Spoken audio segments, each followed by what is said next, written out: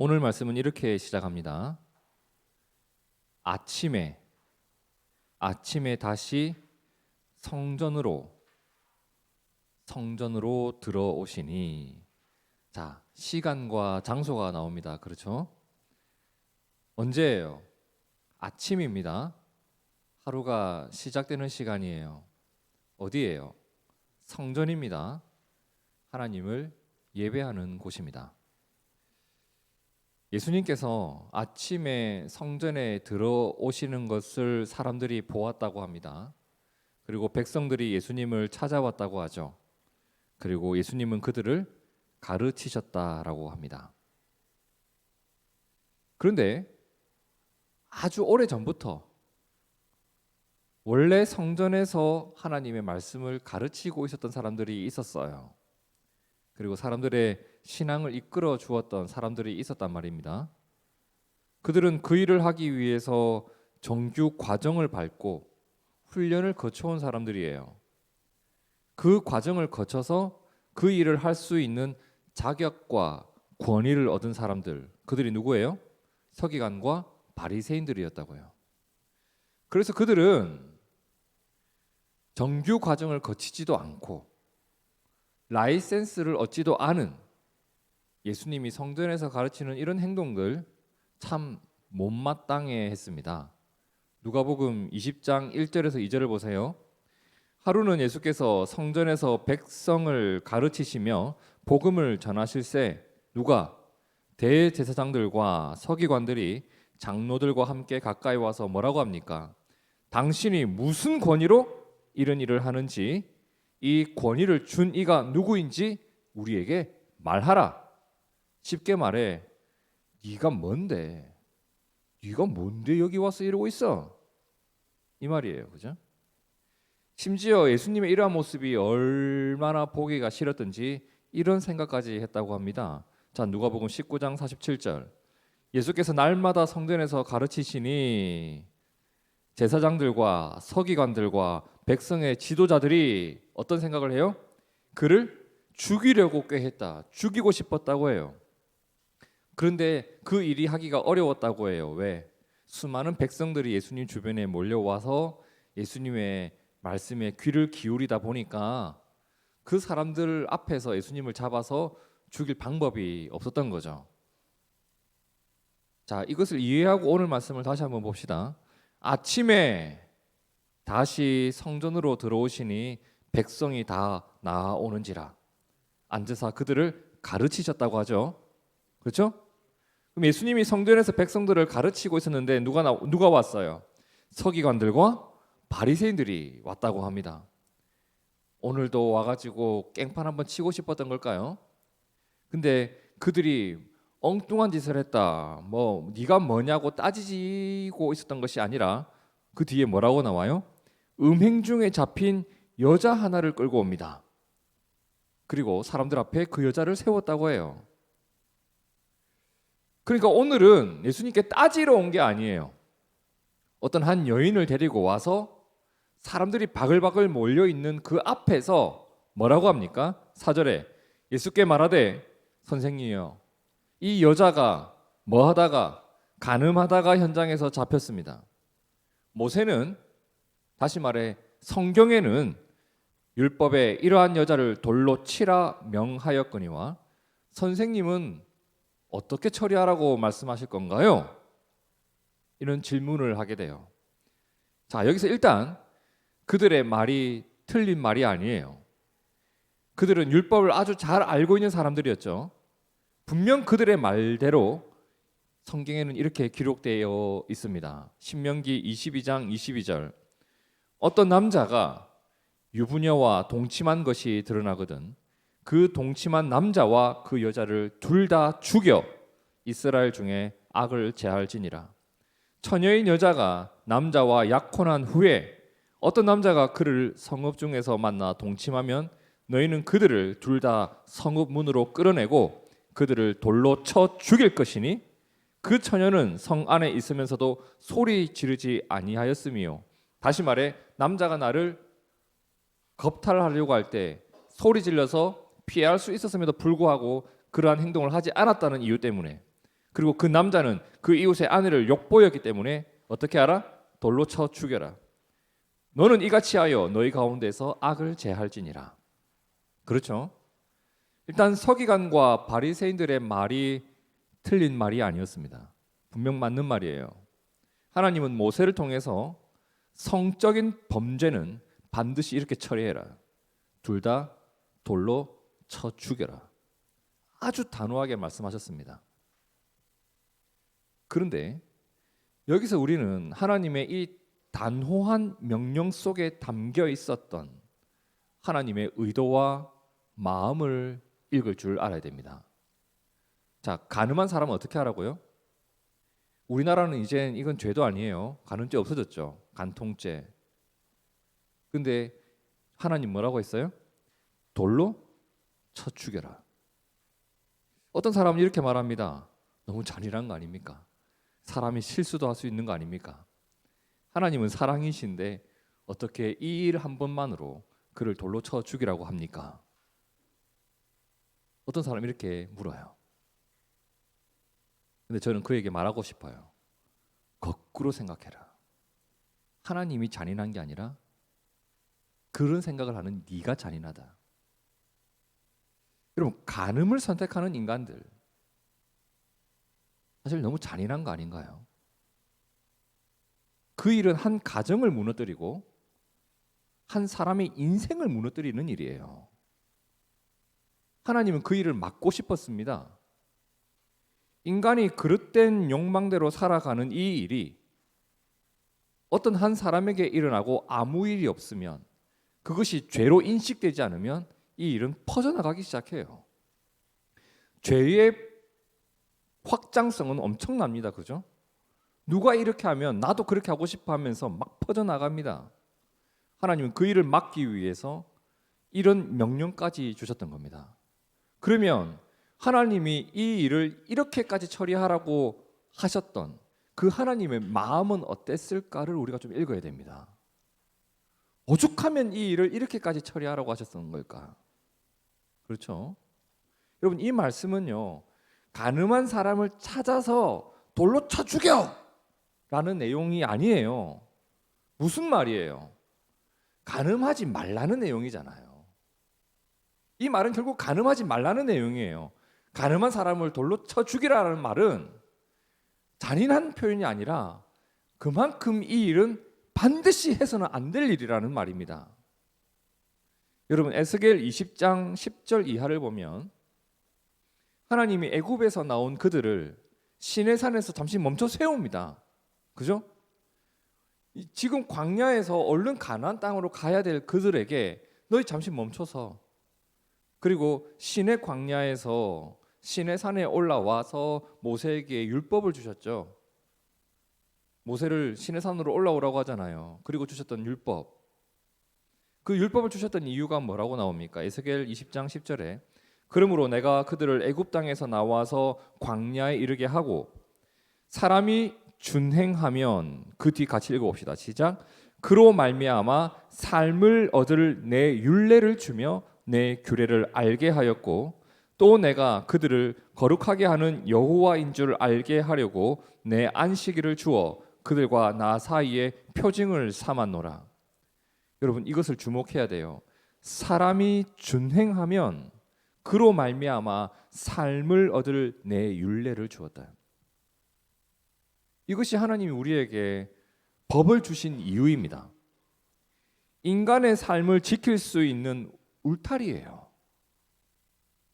내가 하나님의 법 안에 있을 때 삶을 삶으로 살아갈 수가 있습니다. 그리고 함께 살아가는 공동체를 지킬 수 있는 가장 기초적인 질서가 하나님 말씀 안에 담겨 있단 말입니다. 그리고 느헤미야 9장 13절을 보세요. 또 시내산에 강림하시고, 그렇죠? 시내산 율법을 주셨던 그때를 말하는 겁니다. 하늘에서부터 그들과 말씀하사 정직한 규례와 진정한 율법과 선한 율례와 계명을 그들에게 주셨다. 거룩한 안식일을 그들에게 알리시며 주의 종 모세를 통하여 계명과 율례와 율법을 그들에게 명령하시고. 그러니까 하나님의 법은 인간이 선하고 정직한 삶을 지킬 수 있는 가이드라인이 되어줍니다. 그래서 신명기 22장 22절에서 가장 중요한 핵심은 돌로 쳐 죽으라 이게 아니에요. 뭐예요? 너희 중에 악한 일이 일어나거나 그 일이 번져가는 것을 방관하지 말고 그 일을 즉각 제거하라는 겁니다. 이게 중요한 포인트예요. 다시 한번 신명기 22장 22절을 보세요. 어떤 남자가 유부녀와 동침한 것이 드러나거든 그 동침한 남자와 그 여자를 둘 다 죽여라는 부분이 강조점이 아니라 그 뒤에 나오는 것 뭐라고요? 이스라엘 중에 악을 제할지니라. 이게 중요한 거예요. 이게 공동체를 지키는 거예요. 악한 일이 일어나지 않도록 하는 것, 그러한 일들이 퍼지지 않고 사라지는 것, 이것이 하나님이 우리에게 말씀을 주신, 법을 주신 이유입니다. 그러면 다시 요한복음 8장으로 돌아가 봅시다. 서기관과 바리새인들이 음행 중에 잡힌 여자를 끌고 와서 그 가운데 세웁니다. 그리고 예수님께 뭐라고 해요? 선생이요, 이 여자가 간음하다가 현장에서 잡혔습니다. 모세는 율법에 이러한 여자를 돌로 치라 명하였는데 선생님은 어떻게 말하실 겁니까? 이걸 물었어요. 그런데 사실 서기관과 바리새인들이 이 여자를 어떻게 처리해야 하는지를 진짜 궁금해서 예수님께 왔을까요? 그들은 지금 예수님한테 이런 질문을 할 이유가 없었습니다. 사실 예수님의 의견이 궁금하거나 예수님의 의견을 알았어도 예수님의 말씀을 따르는 사람들이 아니었잖아요. 그러면 이 사람들이 이런 질문을 던졌던 이유가 뭘까? 6절 함께 읽어봅니다. 시작. 그들이 이렇게 말함은 고발할 조건을 얻고자 하여 예수를 시험함이로라. 쉽게 말해 함정이에요. 덫을 놓은 거예요. 먼저 율법에 기록된 대로 그 여인은 처형하는 것이 옳다라고 대답하면 당시 로마법을 어긴 거예요. 여러분 기억나시죠? 바리새인과 제사장들이 예수님이 너무너무 싫었어요. 예수님은 그들의 법에 의하면 신성 모독죄를 지은 사람이에요. 그래서 옛날 같으면 예수님을 바로 처형이 가능했어요. 그들의 종교법이나 그들의 사회법으로 예수님을 직접 죽이는 것이 옛날에는 가능했어요. 그런데 지금은 로마의 압제하에 있단 말이에요. 당시 로마는 처형의 판결권과 집행권을 로마 사람에게만 주었습니다. 다시 말해 로마의 압제하에 있었던 이스라엘은 예수님을 죽일 수 있는 권한이 없었던 거예요. 그래서 예수님을 누구에게 넘겨요? 로마 총독 본디오 빌라도에게 넘겨서 본디오 빌라도에게 처형 집행권을 허락을 이제 받아내는 거였죠. 그래서 사형 집행을 한 겁니다. 당시 로마법이 그랬어요. 사형의 판결과 집행은 로마의 명령을 얻어야 했습니다. 근데 예수님이 그 여자 돌로 쳐 죽여야 해라고 하면 로마법을 어긴 게 되니까 로마에 고발을 할 수가 있었겠죠. 그리고 반대로 처형하면 안 돼 라고 대답하면 이미 살펴본 것처럼 하나님의 율법을 어긴 게 됩니다. 이게 함정이에요. 어떻게 대답하든 한쪽은 로마법을 어기게 되고 한쪽은 율법을 어기게 됩니다. 자, 여기서 우리가 2절과 3절을 다시 한번 봅시다. 함께 읽어봅니다. 시작. 아침에 다시 성전으로 들어오시니 백성이 다 나아오는지라 앉으사 그들을 가르치시더니 서기관들과 바리새인들이 음행 중에 잡힌 여자를 끌고 와서 가운데에 세우고, 이제 우리는 압니다. 이 내용 속에 담겨 있는 어떤 의미들과 내용들을 이제는 알고 있어요. 자세히 보세요. 시간이 언제라고요? 아침에. 장소는 성전에서. 자, 성전에서 율법을 가르치고 백성들의 신앙을 지도해야 할 사람들은 누구였죠? 서기관과 바리새인들. 근데 지금 그 일을 누가 하고 있어요? 예수님이. 서기관과 바리새인들은 뭘 하고 있죠?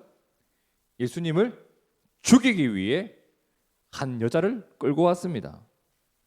그들은 지금 하나님의 말씀을 이야기하면서 하나님의 말씀을 근거로 이 여인을 어떻게 해야 할지 묻고 있지만 실제로는 무엇에 관심이 있었어요?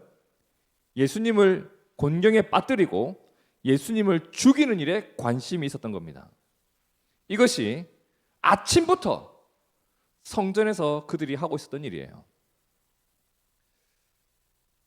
성도 여러분, 서기관과 바리새인들, 오늘날 어떤 사람이 목회자로 부르심을 받아 목회자로 세워지는 과정보다도 훨씬 더 엄청난 과정을 거쳐야지만 도달할 수 있는 지위였어요. 사실 그 자리에 가기까지 얼마나 많은 노력을 했겠어요. 성경을 해석하는 자로서, 신앙을 이끌어주는 자로서 얼마나 많은 공부와 신앙 훈련을 받았겠습니까? 근데 잘 보세요. 그들의 마음에, 이렇게 열심히 성경을 읽고 훈련을 받은 그들의 마음에 예수님을 향한 불신이 가득하게 되고 사람을 향한 미움이 가득 차게 되니까 그 말씀을 이용해서라도 예수님을 죽이는 일을 도모하는 사람들이 되어져 있습니다. 율법의 내용을 악용해서 지금 사람을 죽이는 칼로 삼은 거예요. 그러니까 율법을 예수님을 향한 복수의 칼로 휘두르고 있는 겁니다. 지금 그들의 관심은 뭐예요? 예수님을 고발해서 예수님을 없애는 것이 그들의 관심이었습니다. 여러분, 이게 하나님의 말씀을 잘 알고 있어도 그 사람 마음 한복판에 사랑이 없으면 그것이 아무것도 안 되는 이유입니다. 바울이 뭐라고 했습니까? 사랑이 없으면 내가 아무것도 아니고 천사의 말을 해도 꽹가리가 되고, 지금 그렇지 않습니까? 자, 그러면 이 상황에서 예수님의 관심은 어디를 향해 가는지를 우리가 좀 살펴봐야 되겠습니다. 일단 서기관과 바리새인들의 마음은 예수님을 죽이는 쪽에 관심이 있었죠. 그럼 예수님은 어땠을까? 이어지는 말씀 6절입니다. 그들이 이렇게 말함은 고발할 조건을 얻고자 하여 예수를 시험함이로라. 예수께서 몸을 굽히사 손가락으로 땅에 쓰시니, 뭔가 썼대요. 자, 그들이 묻기를 마지 아니하는지라. 계속 묻는 거예요. 어떻게 할까? 어떻게 할까? 어떻게 할까? 어떻게 할까? 계속 묻는 거예요. 빨리 대답을 들어야 고발을 할 테니까 계속 묻습니다. 그때 예수님 뭐라고 해요? 이에 일어나 이르시되 너희 중에 죄 없는 자가 먼저 돌로 치라 하시고 다시 몸을 굽혀 손가락으로 땅에 쓰시니. 자, 계속 땅에 뭔가를 썼다고 하는데 뭘 썼는지 나오질 않아요. 이 말은, 그 내용은 네가 몰라도 된다는 겁니다. 우리가 꼭 알아야 되는 내용을 성경에 빼놓지는 않았을 거예요. 그 내용은 몰라도 되는 거예요. 그게 뭔지는 궁금해할 필요도 없어요. 그 내용보다도 더 중요한 것이 오늘 본문에 담겨져 있습니다. 자, 예수님이 땅에 뭔가를 쓰다가 사람들이 계속 보채죠. 어떻게 할까? 어떻게 할까? 어떻게 할까? 어떻게 처리할까요? 그때 예수님이 뭐라고 합니까? 그럼 너희 중에 죄 없는 자가 먼저 돌로 쳐라 라고 합니다. 자, 이 여인, 지금 그 앞에 끌려온 여인, 돌에 맞아 처형당해야 할 짓을 한 것은 분명히 맞죠. 그 여인 분명히 잘못했어요. 돌에 맞아 죽어야 될 짓을 했어요. 그런데 그 자리에 율법을 따라 돌에 맞아야 할 사람이 이 여인만 있었던 것은 아니에요. 이 여인을 끌고 와서 돌로 쳐 죽여야 하지 않겠냐라고 하는 그 사람들 속에 들키지 않았을 뿐이지, 드러나지 않았을 뿐이지 돌에 맞아 죽어야 될 사람이 또 있는 거예요.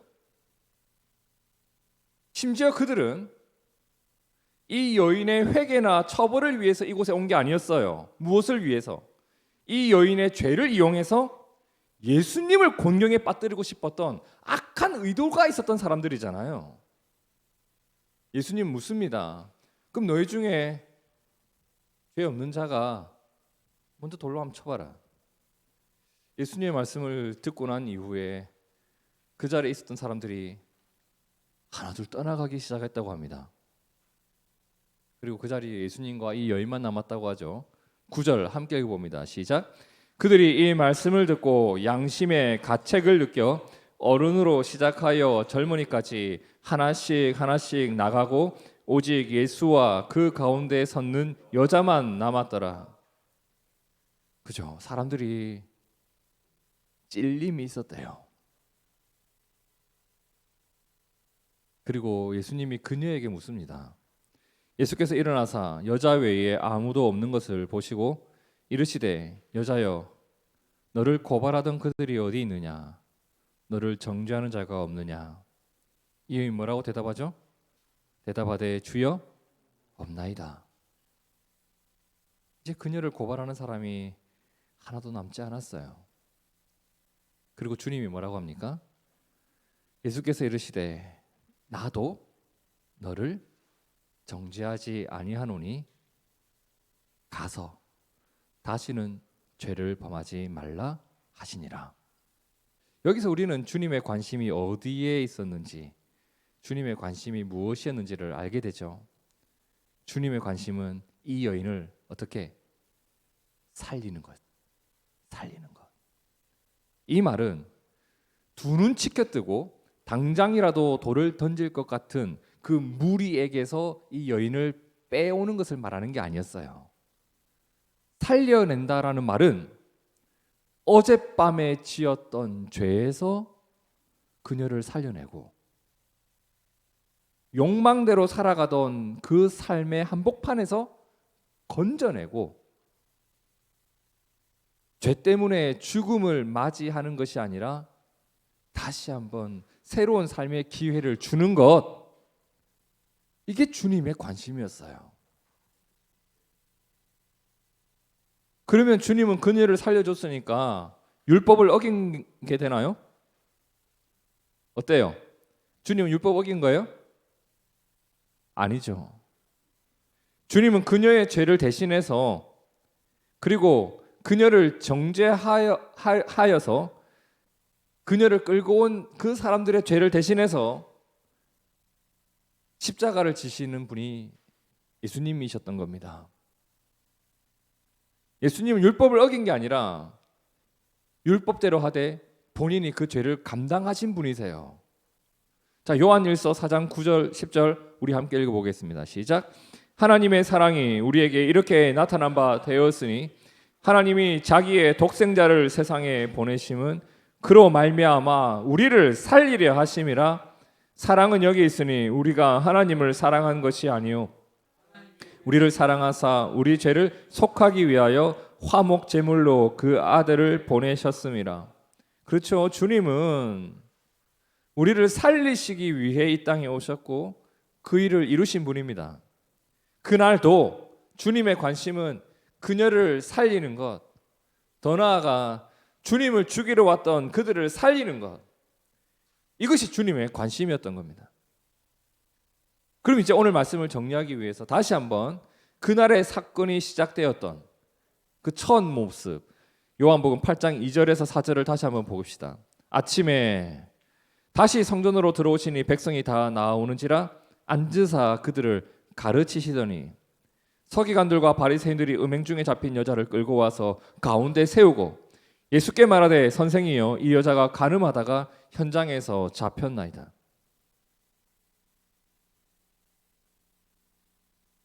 서기관과 바리새인들, 율법을 연구하고 훈련받은 사람들이었습니다.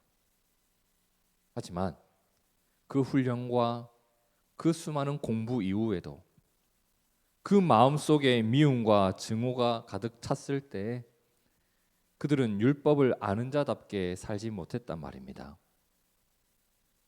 여러분, 이걸 눈여겨보셔야 돼요. 교회에 오래 다니고 설교를 많이 듣고 아는 게 많아졌을 때 그것만으로 내가 거룩한 삶을 지켜내지 못해요.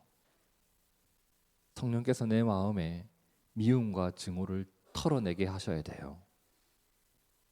주님을 닮아 사랑으로 그 율법을 행하는 자가 되어야 하나님의 사람다워지는 겁니다. 서기관과 바리새인들이 그러지 못했어요. 그러다 보니까 하루가 시작되는 아침부터 하나님을 예배하는 성전에서 엉뚱한 일을 하고 있었던 겁니다. 그리고 그곳에 한 여자가 끌려왔습니다. 모두가 그 여자를 죽이려는 것처럼 보였지만 사실 그 여자를 죽이고 싶었던 게 아니라 사람들은 예수님을 죽이고 싶어 했어요. 그 여인 사실 그 자리에서 바로 돌에 맞아 죽어도 할 말이 없는 사람이었어요. 왜? 본인도 본인의 죄값을 잘 알고 있었기 때문에. 그런데 예수님은 그곳에서 살리려 했습니다. 먼저는 그 여인을, 그리고 그 여인을 끌고 온 다른 사람들을. 그곳에는 죄인밖에 없었어요. 하지만 주님은 그들을 정죄하지 않았습니다. 그냥 그녀를 살려내고 그녀가 새로운 삶을 시작할 수 있는 길을 열어주셨던 거죠. 오늘 우리도 예수님을 믿고 얻게 된 것이 무엇인지를 돌아보게 됩니다. 성경을 읽으면 읽을수록 내가 얼마나 죄투성이인지 보일 때가 있습니다. 근데 성경을 보면서 예수님이 나를 정죄하는 것을 느껴본 적이 없어요.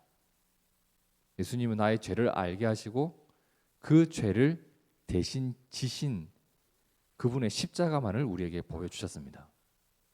때로는 내 모습엔 내가 실망을 해요. 근데 주님은 나에게 실망하지 않아요.